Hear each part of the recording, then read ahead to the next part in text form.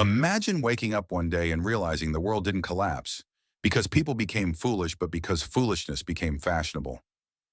Imagine living in a time where the most confident voice is mistaken for the most intelligent, where volume is confused with vision, and where popularity is worshipped as if it were proof of truth. Now stop imagining, because that world isn't waiting for us in the future. It's the one we scroll through every morning, a civilization that once chased wisdom through philosophy, through discipline, through the hard work of self-reflection, has now begun bowing down to the loudest distractions. How did this happen? How did a species capable of art, discovery, poetry, and reason end up offering its attention to the shallow, the impulsive, the thoughtless? Today we are going to walk into that question through the mind of a man who understood the dangers of ignorance long before we named them algorithms. Socrates, the only philosopher who became immortal, not because he claimed to know everything, but because he admitted he knew nothing. And listen closely, because the final revelation in this journey will not just shift the way you see society, it will shift the way you see yourself, your choices, your voice, your mind. Before we dive deeper, ask yourself something. A question most people avoid because it cuts straight through their illusions. Does our society still care about wisdom, or have we traded wisdom for entertainment, reflection for distraction, truth for dopamine? Because what you're about to discover may shake the foundation of what you believe about culture, human progress, and even your own thinking. Socrates once wandered the streets of Athens barefoot, calm, unapologetically curious, asking questions that made people squirm, questions that peeled away the illusion of knowledge. He exposed the greatest disease of the human mind. Not ignorance, but the illusion of knowledge. The arrogance of thinking you understand when you've never questioned anything. And here is the uncomfortable truth. Our era is drowning in that illusion. What was once a faint warning, a distant philosophical fear, has become the heartbeat of modern culture.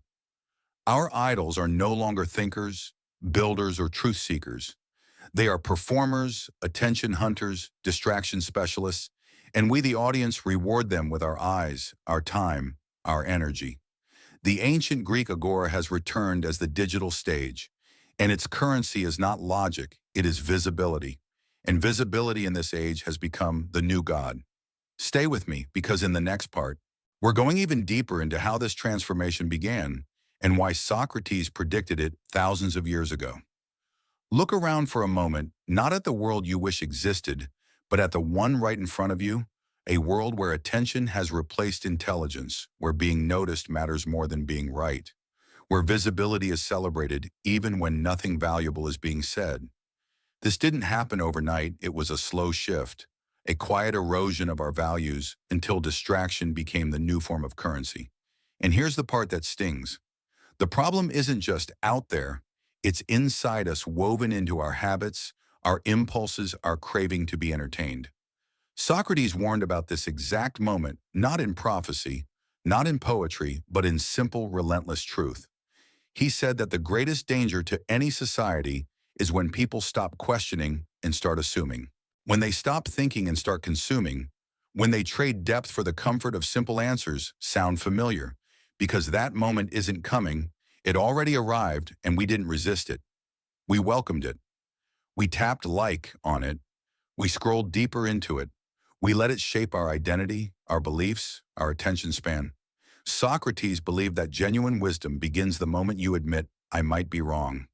Yet in our age, certainty is the new currency, and humility feels like defeat.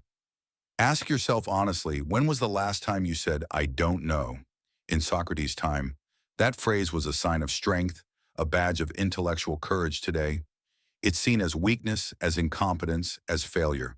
So we pretend, we posture, we bluff, we have opinions on everything and understanding of almost nothing. And in this performance, wisdom is the first casualty, because wisdom doesn't live in noise.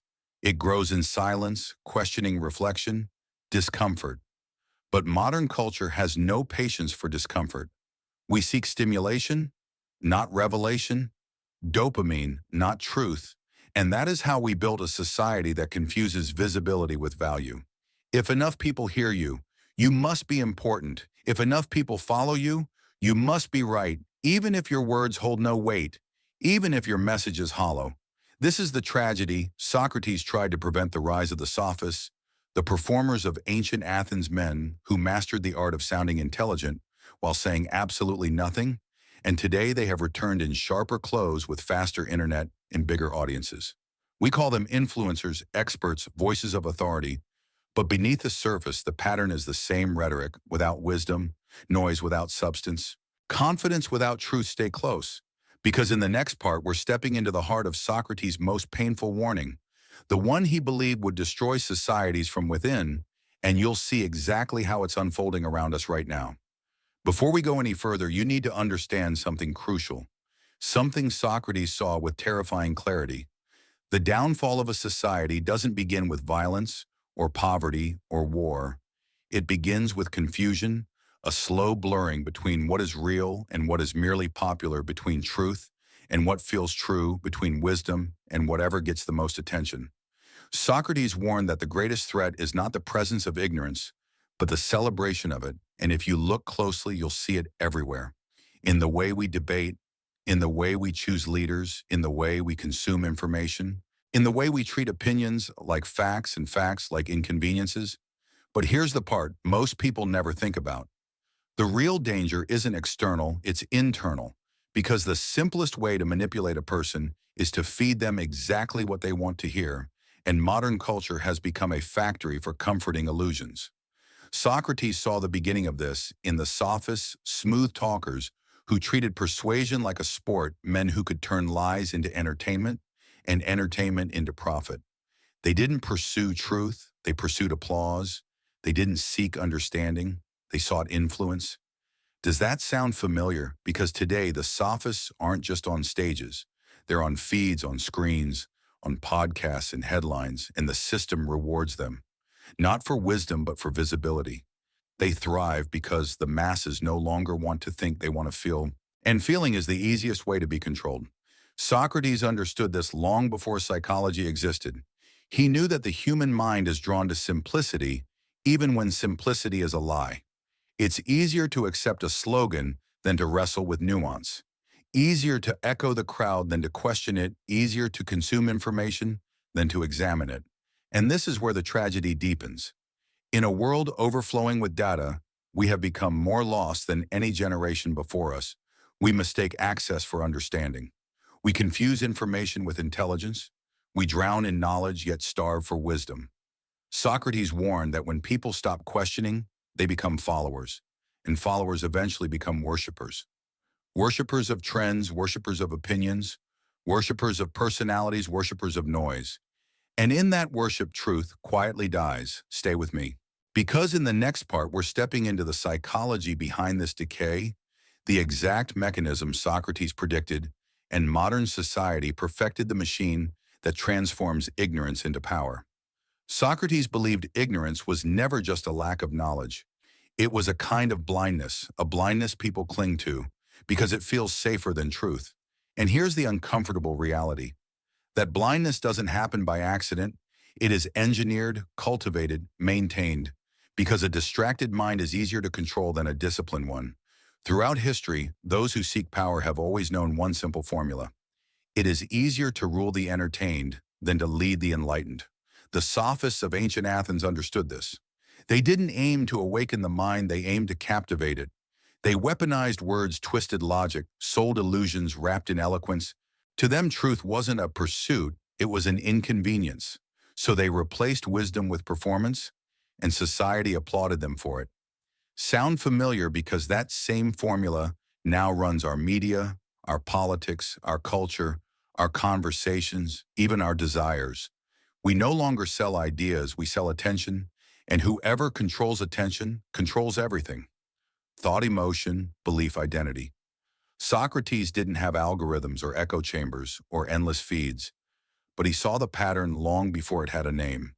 He warned that people prefer pleasing lies over painful truths because the truth demands responsibility.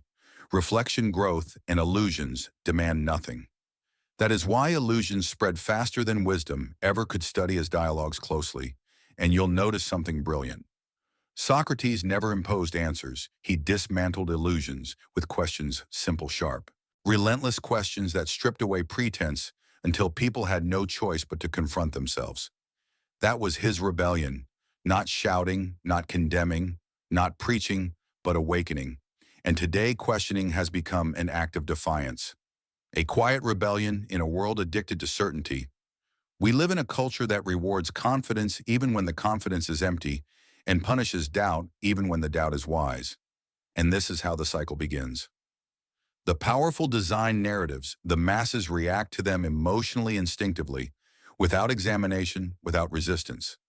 The same theater that once took place in the Athenian marketplace now plays out on glowing screens, 24/7, relentless, frictionless, inescapable.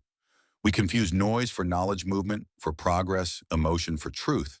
And the system thrives on that confusion. Nietzsche once said, that madness in individuals is rare, but in groups it is the rule. And Socrates would have agreed, because when the crowd stops thinking, the individual becomes invisible. Stay close, because in the next part we're going to expose the deepest psychological trap of our age, the illusion of freedom, and how Socrates warned that a person who cannot rule their own mind is never truly free, no matter how free they believe they are. Before we move forward, you need to confront a truth so uncomfortable that most people spend their entire lives avoiding it. We live in a world that worships the illusion of freedom while quietly surrendering the reality of it. We proclaim ourselves independent, yet our thoughts, our emotions, our desires are shaped by forces we never question. Socrates warned that a person who cannot govern their own mind is never truly free. And if you observe the modern world closely, you'll see how right he was. We think we choose what we believe, but most of our beliefs are borrowed. We think we choose what we want, but most of our wants are manufactured. We think we choose who we follow, but most of our loyalty is engineered through repetition. Freedom in the modern age has become a performance, not a practice. Socrates compared the human soul to a charioteer, trying desperately to control two horses, one noble, disciplined, devoted to truth, and the other wild, reckless, hungry for pleasure in our time. The wild horse rules, dragging us by impulse, by emotion, by instinct, faster and faster toward noise, toward distraction, toward a life without reflection. Our technology, our habits, our culture feed that wild horse. Every second we are pulled by anger, by outrage, by envy, by comparison, by the constant need for validation. And here is the tragic irony. We call these reactions freedom. Socrates would call them slavery, because the deepest form of imprisonment is not chains on the body, but chains on the mind. Chains forged from unexamined beliefs, from unconscious habits, from desires we mistake for identity. Psychologist Eric Fromm warned that modern humans risk becoming automata creatures who appear free but inwardly obey commands. Disguised as choices, look around, scroll through your feed, watch the trends, listen to the conversations, you'll see exactly what he meant. We chase what we are told to chase. We fear what we are told to fear. We desire what we are told to desire. And as Socrates predicted, the illusion of choice has replaced the pursuit of truth. That illusion, more than any enemy, any government, any ideology, is what keeps societies blind. Because once the mind is controlled, the body follows. And that is why Socrates believed that true freedom begins in one place only. Within Stay With Me, because in the next part we will dive into the blueprint of awakening the inner rebellion Socrates believed could free any individual, even in a world that rewards ignorance and punishes thought. Before we talk about awakening, you must understand one thing. The world doesn't fear intelligent people, it fears aware people, because intelligence can be controlled, directed, manipulated, turned into profit. But awareness is dangerous. Awareness breaks illusions, questions. The unquestioned shatters the narratives that keep societies obedient. And Socrates knew this. He knew that true danger was not the fool, but the one who begins to wake up while the rest of the world sleeps. That's why his method was revolutionary. He didn't shout, he didn't preach, he didn't tell people what to think. He simply asked questions, questions sharp enough to cut through ego, deep enough to expose contradiction, relentless enough to corner illusion. It was never about humiliating people. It was about liberating them from the prison of unconscious belief. And here's the part most people never grasp. Socrates' greatest enemy was never the government or the sophists or the crowd. His greatest enemy was the human ego, because the ego would rather cling to a lie than admit the truth, would rather stay comfortable than become aware, would rather protect pride than pursue wisdom. That is why awakening is rare, not because truth is hidden, but because illusion feels safer. Look at modern culture. We are drowning in opinions, but starving for understanding. We love debating, but hate examining. We collect information, but avoid introspection. The world today produces reactors, not thinkers, people who respond instantly but reflect rarely, people who fight everything but question nothing. And here lies the brilliance of Socrates' silent rebellion. He understood that the most powerful revolution begins in the mind, long before it reaches the world. One person truly awake, truly aware, truly thinking is a threat to every structure built on ignorance. That is why he never sought followers. He sought questioners. He sought individuals who could dismantle illusions, not through force, but through clarity. Imagine if this mindset existed today. Imagine conversations guided by curiosity instead of competition. Imagine debates driven by truth instead of ego. Imagine a generation trained not to react, but to understand. That is the awakening. Socrates envisioned a quiet revolution of consciousness that spreads not through viral noise, but through inner clarity. And here's the twist. You don't need a classroom, a guru, or a philosopher to begin this awakening. You need one thing only, the courage to question yourself. Stay with me, because in the next part, we're going to uncover the darkest mechanism of society, the machine that turns awareness into conformity and conformity into control. A mechanism Socrates predicted with shocking accuracy. Before we uncover how awakening happens, we need to expose the force that prevents it. The force Socrates feared more than ignorance itself. Conformity, not the obvious kind, where people dress the same, talk the same, follow the same trends. No, the deeper kind, the psychological kind, the kind that rewires your identity without you ever noticing. Socrates understood something modern psychology only rediscovered centuries later. The human mind is terrified of standing alone, terrified of doubt, terrified of disapproval, terrified of being the one voice that questions what everyone else accepts. And this fear is how societies remain asleep. We don't silence ourselves because we lack intelligence. We silence ourselves because we fear rejection. That is how conformity works, not through force, but through subtle pressure, an invisible weight that shapes behavior, thought, opinion, even morality. Look at the modern world. You can say anything you want as long as it fits the narrative of your group, your tribe, your echo chamber. Step outside it, and the punishment is immediate: social attack, public shaming, digital exile. Socrates predicted this. He warned that when the crowd becomes the judge of truth, wisdom is no longer just ignored, it becomes criminal. And isn't that exactly what happened to him? He questioned the illusions of Athens, and Athens crushed him for it. Not because he was wrong, but because he refused to conform the same pattern. Repeats today. The moment you think independently, you become a threat not to individuals, but to the collective illusion they depend on, because illusions survive only one way: in groups, never alone. That is why society rewards certainty, even when it's foolish, and punishes doubt. Even when it's wise, the crowd doesn't want truth. The crowd wants comfort, and comfort thrives in conformity. This is the dark mechanism. Socrates tried to expose the cycle that keeps civilization blind. People follow the crowd follows emotion, emotion shapes narratives, narratives create illusions, illusions replace truth. And once an illusion becomes popular, it becomes sacred, untouchable, dangerous to question. That is why the modern mind fights for ideas it never examined, defends beliefs it never chose, attacks people it never understood, not out of conviction, but out of conditioning. Socrates believed the unexamined life was not worth living, because an unexamined life is not a life. It is a script written by others, acted out unconsciously. Stay close, because in the next part, we're approaching the heart of Socrates' message, the moment where he reveals how a single individual can shatter an entire culture of illusion and reclaim the one thing society cannot survive without: inner freedom. Before we reach the final revelation, you need to understand the most radical idea Socrates ever taught, an idea so dangerous that it cost him his life, the power to transform society.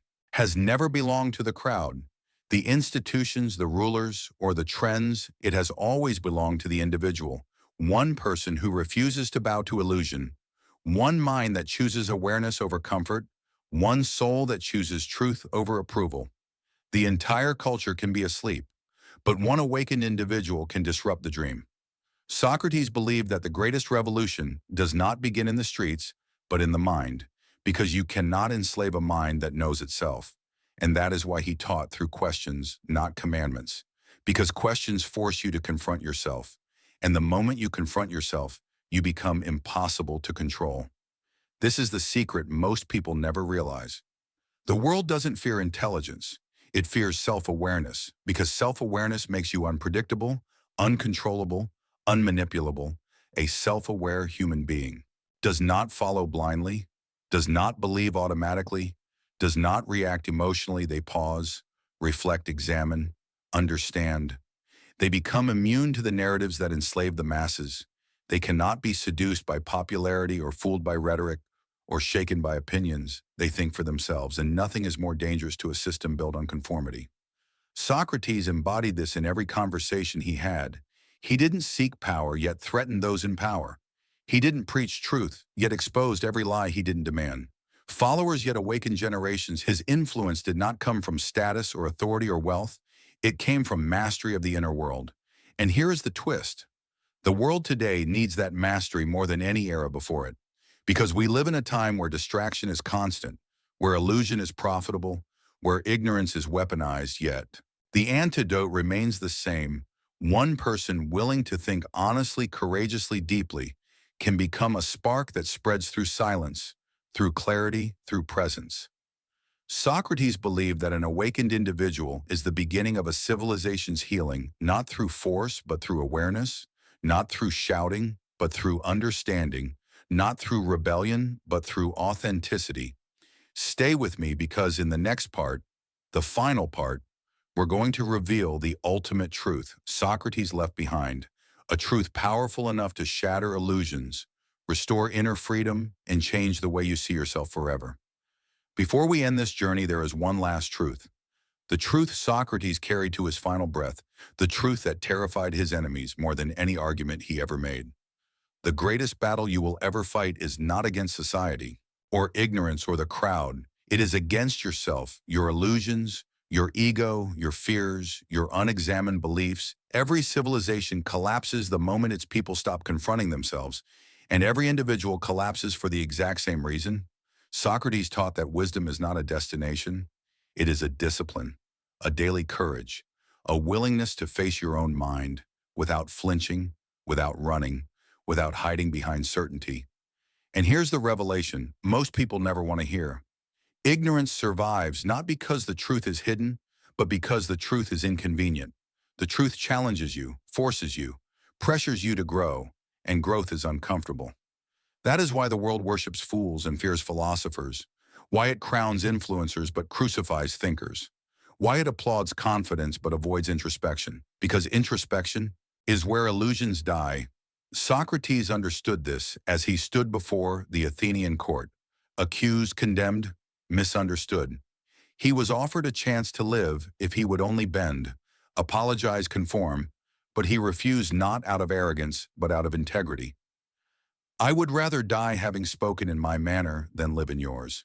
He chose truth over survival, conscience over comfort, freedom over fear, and with that choice, he revealed the final lesson. You cannot awaken the world until you awaken yourself. You cannot lead others to truth if you are ruled by illusion. You cannot reclaim society until you reclaim your mind. Wisdom is not found in books and lectures, in quotes. Wisdom begins in one place. The moment you finally meet yourself, your real self, not the version shaped by society, not the version shaped by fear, not the version shaped by expectation, but the self. That questions, that thinks, that observes, that refuses to be manipulated. Carl Jung said, the privilege of a lifetime is to become who you truly are. Socrates would agree, because self-knowledge is the only freedom that cannot be taken from you. When you understand yourself, you become untouchable, not by force, but by clarity. No trend can sway you. No crowd can consume you. No lie can blind you. You begin living awake in a world full of dreamers, and maybe that is how a new civilization begins. With individuals who dare to think in a time when thinking is rebellion. So ask yourself right now, not tomorrow, not someday am I awake or am I still dreaming with the rest of the world? The answer to that question will shape your life far more than anything society teaches you. Because as Socrates proved, the true revolution never begins outside.